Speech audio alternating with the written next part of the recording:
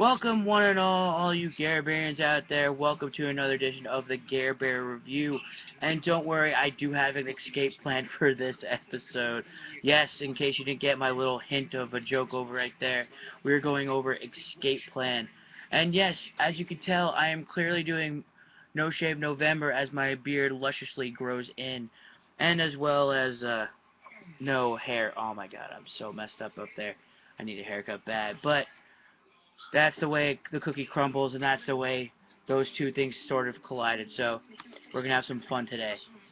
Escape plan. The storyline, well, it's an interesting one. I gotta say, we really don't see this one as an actual storyline, or maybe plot line, I should say.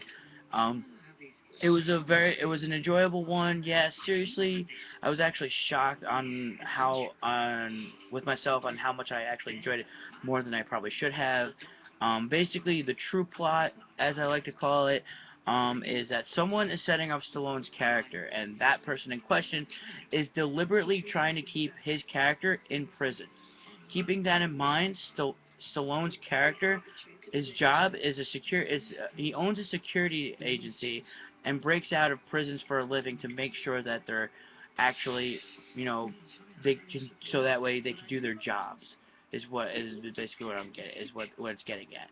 Yeah, it's a bit of a weird job, and it goes into full extent with this job, which I actually find interesting. It actually combines both, actually, if you really think about it. But yes, it's a weird job. Probably the first time I've actually probably seen that concept in a film. Well, at least in my mind. I don't think I've ever seen it. You guys haven't, right? Yeah.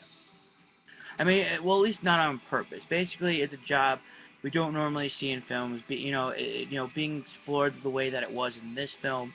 If anything, it's more of a joke. In films, like the guy gets sent to jail or something, like all the time. But it always seems like he always seems to get out of it, whether it's, no evidence or just breaks out constantly. But it always seems to be a joke in movies, not an actual job where it builds throughout the film, which I found was very interesting. But I did like seeing it get explored a lot more than it's shown. Now here, unfortunately, what got me to the theater, and you probably guessed it, just by looking at the poster or the IMDb list of people, but it was the cast. I mean, come on, let's face it. I mean, the majority of you probably will and probably have seen this film because of that fact alone. I mean, it's Schwarzenegger and Stallone. Yeah, so you might just probably find yourself getting that ticket and sitting down and enjoying this film.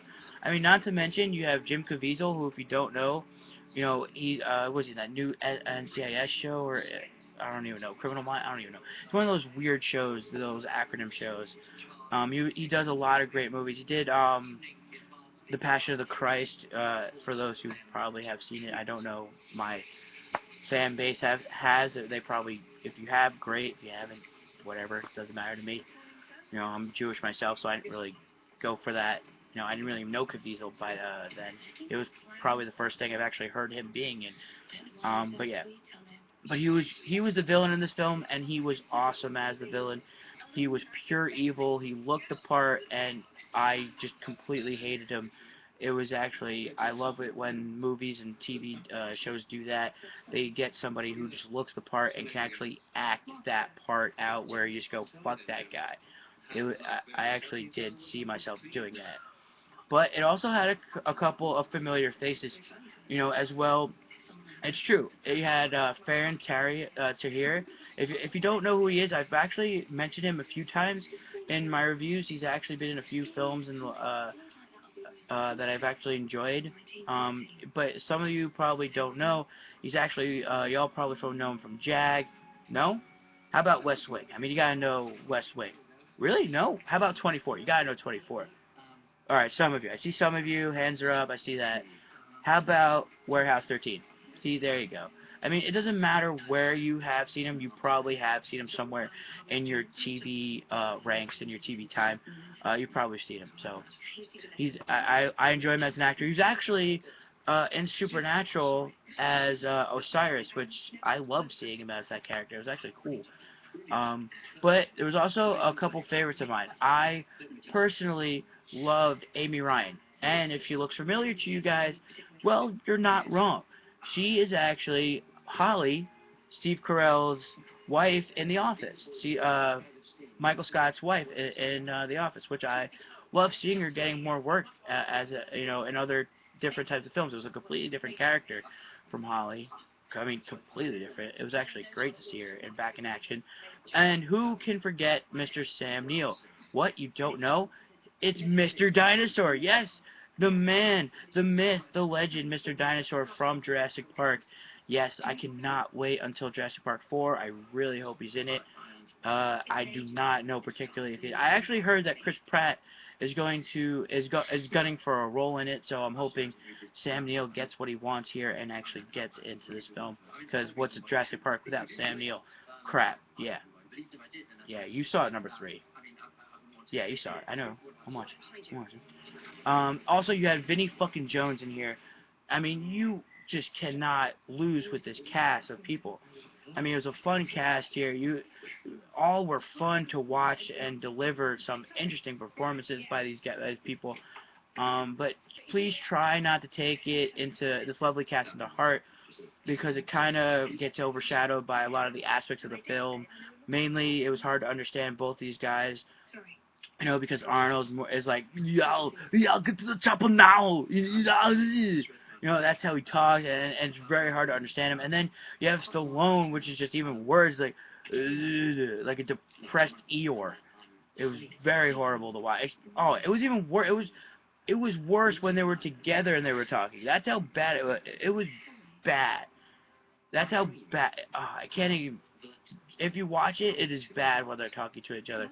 It's so hard to advance the plot with two people that you can't understand. But probably one of the most funniest parts was when Schwarzenegger actually gets to break out into German, and he starts cursing out the guards. It was just so funny, because it's just, I don't think I've ever seen him in a role where he actually gets to use his German dialect. It was actually very funny to see. But in all honesty, it's an interesting story with a recognizable and fun cast, great action sequences. You know what I'm gonna say here, so I'm definitely gonna recommend this film. Maybe not definitely, but I'm gonna recommend it. I know a lot of people who didn't like it, who actually have already seen it, but I know the other half who actually enjoyed it. And to top it off, it actually has some funny parts, like I just mentioned before, with Schwarzenegger speaking German. I mean, that's just not even the tip of the iceberg. It's actually a really great film to watch. I definitely implore it, but it was also enjoyable. Please make sure you guys select subscribe. That's right, select subscribe to my channel and to everything the Gare Bear Review. And just make sure you guys do that on this lovely wall of awesomeness of art pieces. I will find out who did all these pieces of art, and I'll put the link in the description below. I got these all from Comic-Con, so I may not even find all of them, and as well as the shirt.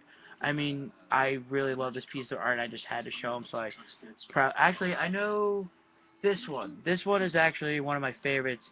It's actually from one of my favorite artists, Karen Hallion, or Hallion. I don't know how to pronounce her last name, but you should check her out on Facebook. She's actually a really talented artist.